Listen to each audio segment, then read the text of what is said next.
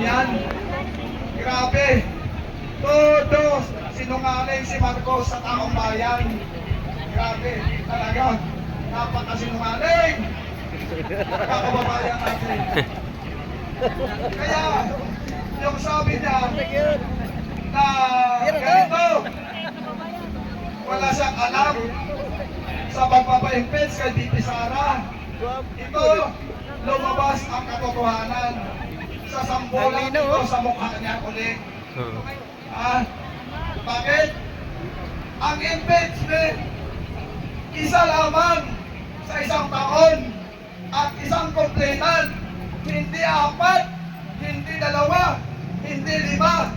Kaya malamang-lamang mapabasura na naman itong impeachment laban kay VP Sara. Makita natin anong ginagawa ng mga advisor ni Marcos, mga lawyer, mga magagaling, pero hindi ginagamit ang utak. Grabe! Ang utak ay nasa talampakan. Bakit mo? Once na nagsabit ka ng impeachment, dapat isa lang sa isang taon at isang complainant, hindi pwedeng first impeachment, second impeachment, multiple impeachment ang ginamit nila kay VP Sara. Grabe. Dahil ito ay itatakbo ulit, questioning ulit sa Supreme Court ito. Maraming mga lawyers sa social media na sinasabi itong impeachment ni VP Sara ay mas scratch ulit, mauwi sa basurahan. Katulad ng first impeachment ginawa nila. Unang-una, makikita mo doon sa original impeachment complaint ng fourth impeachment nila ay inamindahan ito. Hindi pinasagot si VP Sara doon sa amendment ng complaint. At ito pa, saan ka makakita ang korte sa Pilipinas, sa Kongreso, na bahay ng mga buhaya, mali-mali na, dahil sa mali na, ay pumirma ulit ang 225 na mga buhaya na bahay ng tribunal ka sa Kongreso na yan. Ayon kay Congressman Leandro Lepeste, ito po ay bahay ng mga buhaya. Pero yung bilyon-bilyon na wala sa kabataan. Una, nung naging sekretary si Marcos ng Department of Agriculture, sabi niya walang pera. Yun pala, malaonan ang pera ng taong bayan. Ipinasok sa mahal likapan. Nasaan na ngayon ang mahal likapan? Kinuha sa DDP, kinuha sa Lanbat, at kinuha ang pera ng DSIS, kinuha ang pera ng SSS, kinuha ang pera ng PDIC. Ibinenta nila ang gold reserve. Tingnan mo ang economy natin ngayon. Bagsak na bagsak. Sabi ng mga kalaban, hindi ko mataas daw ang ekonomiya ng bayan. Pero hindi ako maniniwala dahil puro sinungaling sila lahat. Magkano lang ay palitan ng ginto? Oh, magkano nila lang 61%. Bagsak na bagsak ang ekonomiya pagdating sa ganyang kalakaran. Aabot pa yan ng 90% palitan ng dalar. Huwag natin antayin pa na matulad tayo sa Sri Lanka at kagaya sa Nepal. Tayong lahat Pilipino, tayo'y magkaisa, laban sa namumulong, walang alam. Puro binubulsa ang pera ng taong bayan.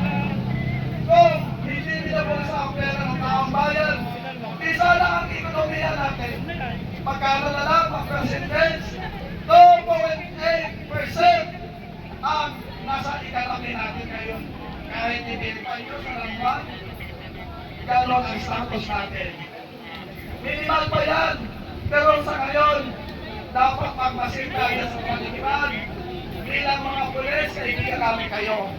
Pantay-pantay tayo, wala tayong hinahamak. Ang mga pulis ay mababait. Dahil security. Ang mga pulis ay kinatatakutan ng mga tao. Pero binalik ni PRRD ang moral ng mga pulis na maging kaibigan ulit ng taong bayan. Ayan, maraming witness yan. Buhay na ako ng panahon.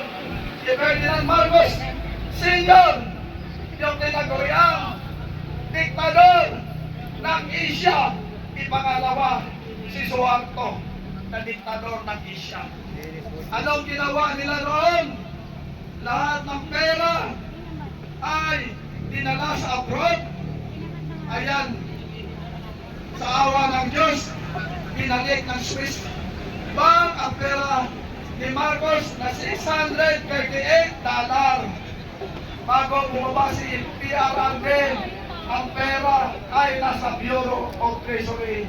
At inutosan ito mga mambabatas at ang Kongreso na magpasa ng batas para doon ay gamitin sa mga proyekto. Anong ginawa nila? Hindi nila sinunod yun. Ito ba ang mga kumontra sa impeachment ni Bibi Sara? Yan ay mga crocodile kung saan ay nagmamalinis. Pero isa lang natin yung ordeng notisa at ang intent arrest. Nakikita natin kung sino nagsasabing nagtotoo. Sabi nila sinungaling. Ito po ay sa labas ng Senado. Malapit po sa entrance po ito. Itong nagaganap na itong protesta. Ginamit nila laban kay Romualdez. 18 Maris, malapit na. Pakikita nyo, pamilapit. Malapit na. Congressman Mike Defensor. Nakabantay po yung mga Philippine National Police dito. Ito po yung malapit sa entrance ng Senado. Sa labas po ito ng Senado. Mga kababayan ko, sino sinungaling? Ayan. Pilit niyang ini-impet si Bibi Sara. Takot na takot sila na ba? Nanalo si Bibi Sara sa 2028 dahil sisingilin sila lahat yung mga buhaya na pumamal ng mali-malita.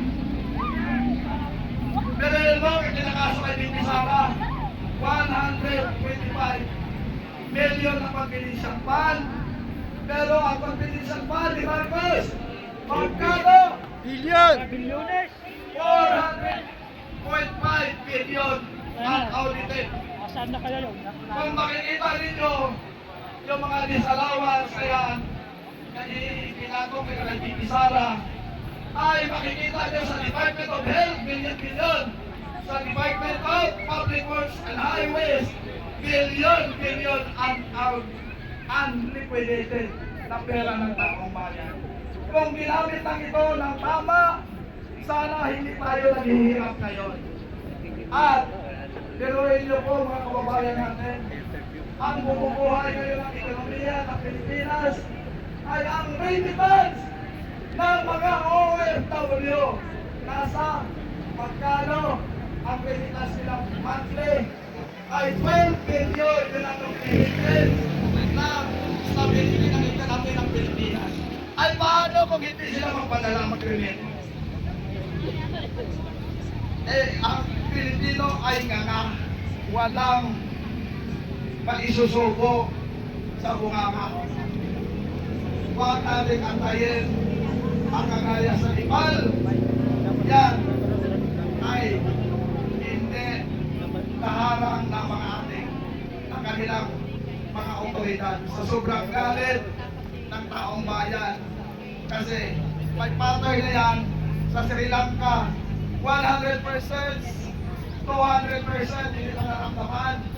Marami na umaangal at ang mga asawa ng mga foreigner noon ay pinauwi na dito sa Pilipinas bilang tugon sa kanilang kahirapan noon. Noong kumansin yung kanilang leader ay nagbukas ang panibagong pintuan para buhayin ang ekonomi ng Sri Lanka, ekonomi at katabi ng Sri Lanka. Ano nga yung pagsayon? Bangladesh. Yes, ma'am.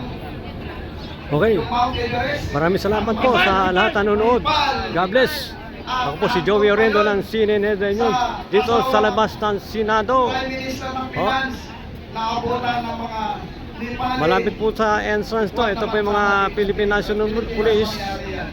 Nakabantay po sila. Sa tubig. Sa sobrang lalim. Okay, God bless po.